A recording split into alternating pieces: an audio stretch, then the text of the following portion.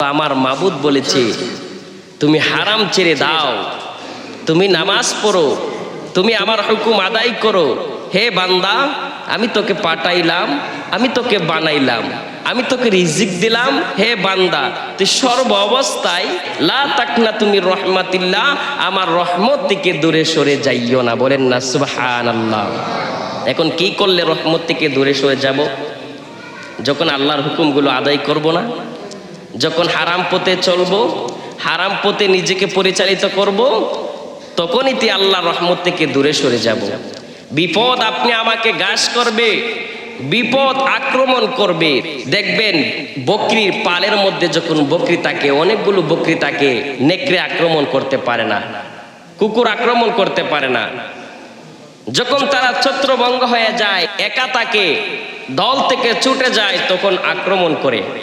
তেমনি ভাবে যখন আপনি আল্লাহর রহমত থেকে দূরে সরে যাবেন, বিপদ আপনি আমাকে আক্রমণ করবে। আমরা অনেক সময় বলি যে হুজুর কি দোয়া করেন, এত দোয়া করেন, কোনো দোয়ার তো আর কুল কিনারা পাই না, দোয়া তো কবুল হয় না। কুজ নিয়ে দেখবেন হুজুর দিয়ে দোয়া করাইলেন, কিন্তু আপনার টাকার মধ্যে হারাম রয়েছে, আপনার টাকার মধ্যে সম্পত্তির মধ্যে পবিত্রতা নেই, আপনি নামাজ পড়েন না, আল্লাহর হুকুম আদায় করেন না, আপনার স্ত্রী, আপনার মেয়ে, আপনার পরিবার পরিজন, ভাইয়ের বউ, ভাতিজার বউ বেপরদায় চলাচল করে, আপনি খোঁজ খবর রাখেন না। তো আপনার বাড়িতে যদি পৃথিবীর শ্রেষ্ঠ আল্লাহর ওলি ফকির বড় আলেম এনে যদি দোয়া করান, কোনো কাজ হবে না। আপনি আমার পরিবর্তনের দিকটা আপনি আমি খুঁজতে হবে। কিভাবে আল্লাহ রহমত দিবে সেইভাবে আপনি আমাকে চলতে হবে, কিভাবে আল্লাহ নাজাত দিবে, মাগফিরাত দিবে সেইভাবে আপনি আমাকে চলতে হবে। তারপরে যদি হক্কানি মানুষের কাছে দৌড়ান, তাদের দোয়ার বদলতে আপনি আমার ইহকাল পরকাল সুন্দর হয়ে যাবে। বলেন না সুবহানাল্লাহ। ইমাম সাহেব হুজুরকে 1000 টাকা হাদিয়া দিলে, বাহ অমুক ভাই তো খুব ভালো, 1000 টাকা হাদিয়া দিছে, মাশাআল্লাহ, হুজুরও খুশি হয়ে গেল, এমুক ভাই বড় ভালো মানুষ, হুজুরও যাচাই করলাম না, বাছাই করলাম না, এমুক ভাই তমুক ভাইয়ের ইনকামটা কোথায় থেকে আসলো, কারণ খুশি হয়ে গেছে। আপনি যে দিবেন, কাকে দিবেন কাকে দিবেন না সেটাও আপনি কি টাকা দিবেন চিন্তা করতে হবে। আমরা যেইভাবে মানুষের পরিবার পরিজন নিয়ে ক্যামেরা চোখের মধ্যে ফিট করে রাখি, এই যে একটা ক্যামেরা দেখতেছেন না, এটা দিয়ে যদি ভিডিও ধারণ করেন, মোবাইলের ক্যামেরা, তারপরও সকল কিছু ফুটেজ আসবে না। এই মাইক যতটুক দূর পর্যন্ত আল্লাহু আকবার ধ্বনি শুনতে পাওয়া যায়, সাউন্ড যায়, আমি যদি ঘোষণা করি এমুকের বাড়ির তমুক শেষ হয়ে গেছে, তারপরেও মানুষ এত শুনবে না। যতটুক পর্যন্ত একজন সমালোচকের দ্বারা একটা ভাইরাস সমাজে পরিচালিত হয়। এমন কতগুলো ভাইরাস জনিত মানুষ রয়েছে সমাজের মধ্যে, যাদের জবান দ্বারা একটা শব্দ বাহির হইলে মুহূর্তের মধ্যে সমাজের মধ্যে ছড়িয়ে ছিটিয়ে পড়ে। কথা কোন ঠিক না বেঠিক? এমন মানুষ সমাজে রয়েছে। ওই সকল মানুষ নিজের পরিবার পরিজনের দিকে খেয়াল করে না। শুধু কি আপনার আপন সন্তান, আপনার ভাতিজাটাও আপনার সন্তান, আপনার বাগনাটাও আপনার সন্তান, আপনার পরিবারের প্রত্যেকটা ব্যক্তি বর্গ আপনার সন্তান। আপনি যদি সেই পরিবারের কর্ণধার হন, তাহলে প্রত্যেকটা সদস্য আপনার সন্তান।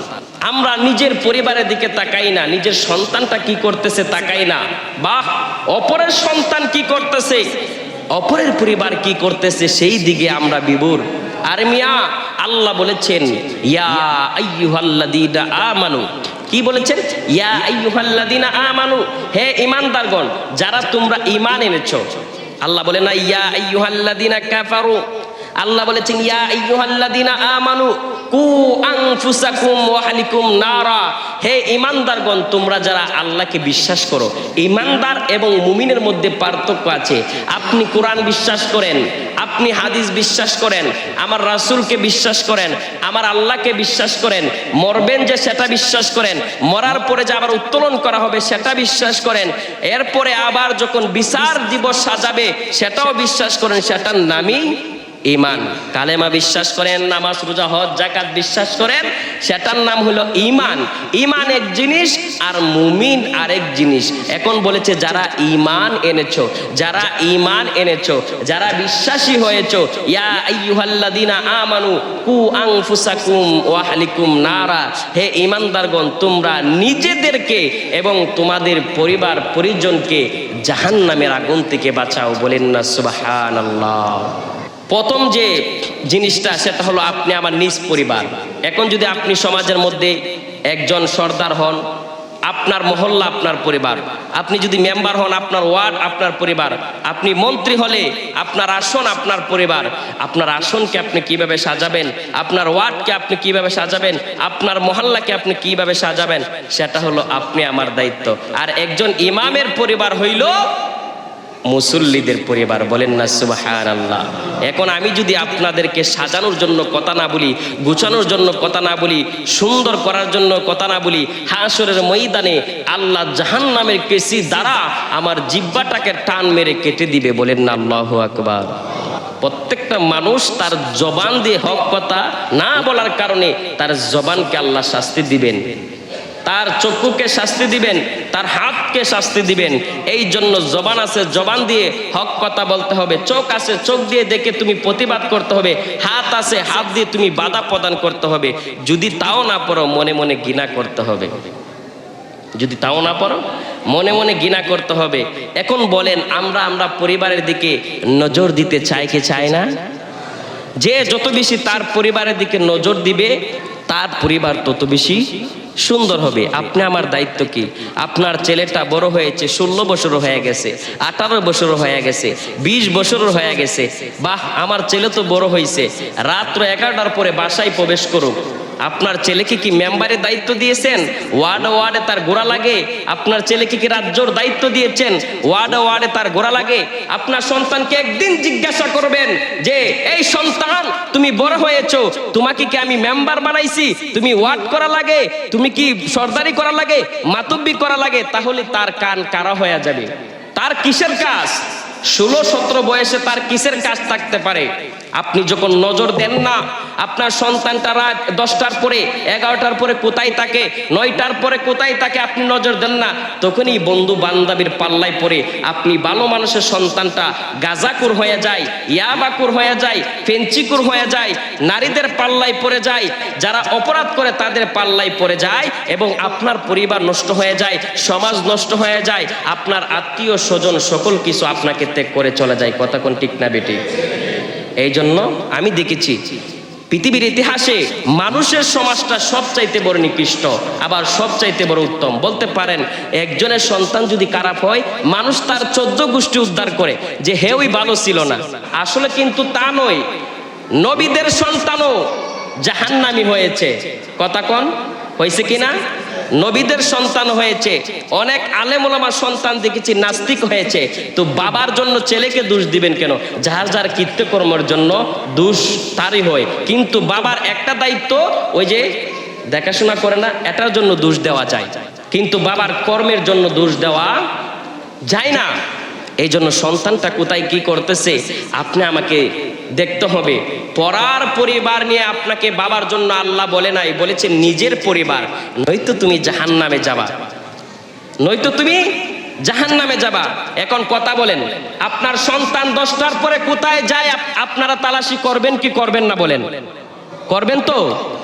এই মা বাবার উপরে কোনো সন্তান যাইতে পারে? যাইতে পারে? বলেন যাইতে পারে না, কোনোদিন না। সে যদি বেয়াদব না হয়, সে যদি কুলাঙ্গার না হয়, কোনোদিন বাবা মার ঊর্ধ্বে কোনো সন্তান যাইতে পারে না।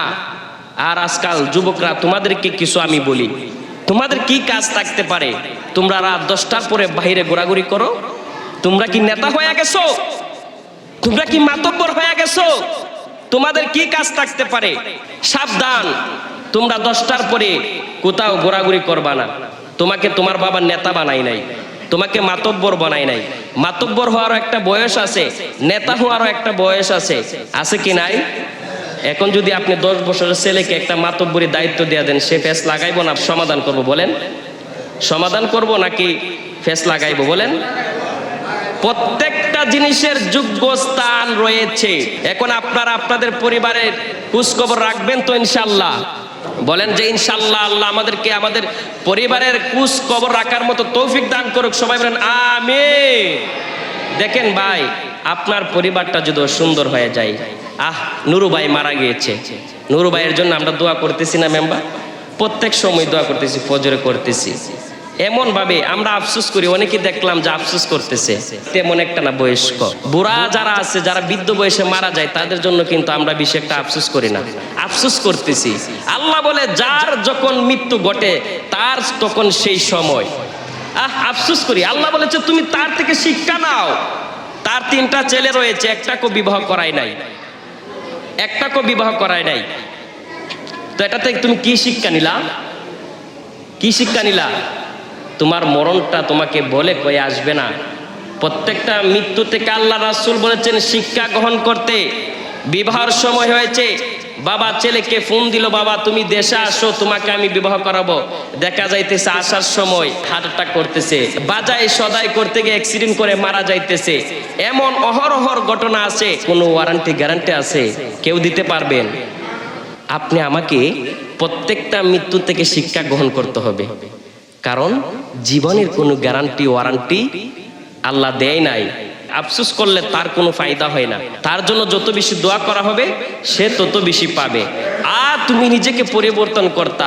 পৃথিবীর সবচাইতে বড় তওবা হলো কোনো হুজুরের মাধ্যমে নয়। এখন যদি আপনি দেওবানের মসজিদ থেকে মনে মনে তওবা করেন যে আল্লাহ একমাত্র তুমি জানো, আমার মতো নাফরমান এই সমাজে, এই জগতে, এই আসমানের নিচে, এই জমিনের উপরে আর কেউ নাই। আল্লাহ আমার অপরাধের কবর যদি কেউ জানে, মানুষ আমাকে ঘৃণা করবে, তারপর আল্লাহ তুমি ঘৃণা করো নাই। আল্লাহ তুমি আমাকে ক্ষমা করে দাও। ও আল্লাহ তুমি আমাকে মাফ করে দাও। তোমার এক নাম রহমান, তোমার এক নাম গাফফার। আল্লাহ আপনার তওবাটা সাথে সাথে কবুল করে আল্লাহর রহমানিয়াতের মধ্যে জোশ এসে যাবে। আল্লাহ কইব বান্দারে আমি তোকে মাফ করে দিলাম। ফেরেশতাদেরকে ঘোষণা করে দিবে, ফেরেশতারে তার আমল নামাটা বাড়াইয়া দে। বলেন না সুবহানাল্লাহ। এভাবে কোনোদিন চেয়েছেন আল্লাহর কাছে? বরঞ্চ আমরা ফকর করি, আরে আমার কি গুনাহ, আমি নামাজ পড়ি। আরে নামাজ পড়ে তো আপনি গীবত করতেছেন, করেন কি করেন না? নামাজ পড়ে তো আপনি সুদ খাইতেছেন, আপনি তো ঘুষ খাইতেছেন। আজকাল হারামের আলোচনা করা যায় না, সুদের আলোচনা করা যায় না, ঘুষের আলোচনা করা যায় না, অনেক জায়গায় করা যায় না। টাকা পরিশেষ নাই। আরে মরার পরে তো বলবে না যে সর্দার সাহেব তোমার কবরটা কোথায়? 1 মাস 2 মাস 3 মাস পরে তোমার স্বজনরা চিনবে না। অনেক জায়গায় যায়, কোনো জায়গায় মাহফিলে গেল, বলে যে হুজুর আমার বাবার কবরটা মনে হয় এইদিকে ছিল। কি বলে? ওই দিকে ছিল হুজুর, এই পাশ থেকে একটু দোয়া করে যান। আমি যে আল্লাহর ওলি তা না। তারা মনে করে আলেম উলামাদের দোয়া করাইলে কোনো একটা কিছু হইতে পারে। নির্দিষ্ট করে বলতে পারে না যে হুজুর আমার বাবার কবরটা ওইখানে ছিল। বলে হুজুর আমার মায়ের কবরটা, বাবার কবরটাও ওইখানে মনে হয়েছিল, এই জায়গার মধ্যে, এই জায়গায় ছিল না, মনে হয় ওই জায়গার মধ্যে ছিল। তো কিসের বাহাদুরি ভাই, কিসের অহংকার, কিসের বাহাদুরি, কিসের অহংকার? আপনার কবরটা আপনার স্বজনেরা চিনবে না। যেই বাড়ি দিয়া বাড়ি হলা হইলো, যেই গাড়ি দিয়া গাড়ি হলা হইলো, যেই ব্যাংক ব্যালেন্স দিয়ে ব্যাংক ব্যালেন্স হলা হইলো, যেই প্লাট দিয়ে মধ্যে ঘুমাইবে, আরাম করবে, চিনবে না। নামের আগে হাজি লাগায় জন্য পাগল আছে কি নাই? নামের জন্য হাজি লাগা, ধন সম্পদ, শিল্পপতি, নামের আগে শিল্পপতি লাগায়। যখন জাকাতের সময় আসে সে দান কয়রাত করে না, কিন্তু শিল্পপতি। তুমি তো শিল্পপতি নয়, তুমি শিলাপতি। তুমি শিলাপতি, তুমি শিল্পপতি নাই। নো, তুমি শিলাপতি। শিলা বুঝেননি? আকাশ থেকে যখন আল্লাহ শিলা দেয়, শিলা বৃষ্টি দেয়, আপনি আমার জমিনের ক্ষতি হয়। কথা কোন ঠিক কিনা? তো তুমি শিল্পপতির জন্য ক্ষতি হয়, সমাজের ক্ষতি হয়। তুমি শিলা। যে হুজুর আমার কি টাকা কম আছে? অনেক লোককে দেখেছি, আমার কি টাকা কম আছে? কোটি কোটি টাকা ব্যাংক ব্যালেন্স আমার, দানের বেলায় তার কবর নাই। আরে তোমার টাকা তো হাসরের দিন আল্লাহ রাব্বুল আলামিন তোমার গলায় সাপ হিসেবে ঝুলিয়ে দেওয়া হবে, সাপ হিসেবে ঝুলিয়ে দেওয়া হবে। টাকা ইনকাম করেছো না? ধনী ফুটাও, শিল্পপতি ফুটাও, কোটিপতি ফুটাও, এই টাকাও তোমাকে জাহান্নামে নিয়ে যাবে। হাশরের ময়দান যখন আল্লাহ সাজাইবেন, মানুষকে যখন কবরস্থ করে তার স্বজনেরা চলে আসবে, আল্লাহ তার বান্দার সাথে কথা বলবেন, যা বান্দা সকল কিছু ভুলে যাবে। বান্দাকে জিজ্ঞাসা করা হবে, তুমি পৃথিবীতে কি করে এসেছো? বান্দা বলবে, আল্লাহ আমি তো অনেক কিছু করেছি, আমাকে তো কেউ বুঝায়নি, আমাকে মসজিদের ইমাম বুঝায়নি, সমাজের হাজী সাহেব বুঝায়নি, সমাজের মাতব্বর বুঝায়নি, আলেম ওলামা বুঝায়নি, হাদিসের বাণী পৌঁছায়নি, কোরআনের বাণী আমার কাছে পৌঁছায়নি, হাদিসের বাণী পৌঁছায়নি। আল্লাহ কইবরে, বান্দা দুনিয়াতে থাকতো মিছা কথা বলছে, মিথ্যা বলছে, এখনো মিথ্যা বলছে, দে এর কবরের মধ্যে আয়নাটা ফিট করে দে, সব কিছু দেখায় দে। দেখায় যখন দিবে সে লজ্জিত হইবে, সে লজ্জিত হইবে, বলবে আল্লাহ একটা মুহূর্ত, একটা সেকেন্ড, একটু সময়ের জন্য পৃথিবীতে যাওয়ার সুযোগ দাও, আমার যা কিছু আছে আল্লাহ ও মাবুদ ও পরওয়ার সকল কিছু তোমার রাস্তায় আমি দান করে দিয়ে আসবো। বলেন না সুবহানাল্লাহ। আল্লাহ বলবে টাইম নাই, সময় নাই, কোনো সময় নাই, একটুও না, একটু বেশিও না, একটু কমও না, তোমাকে আর সময় দেওয়া হবে না। তোমাকে 70 বছর সময় দিয়েছিলাম, তোমাকে 80 বছর সময় দিয়েছিলাম, তোমাকে 100 বছর সময় দিয়েছিলাম, তুমি এই 100 বছর সময়ের মধ্যে তুমি কোনো কিছু করতে পারো নাই। তো আমরা পরিবর্তন হতে চাই কি চাই না? বলেন চাই কি চাই না? আল্লাহ যেন তৌফিক দান করে, সবাই বলেন আমিন।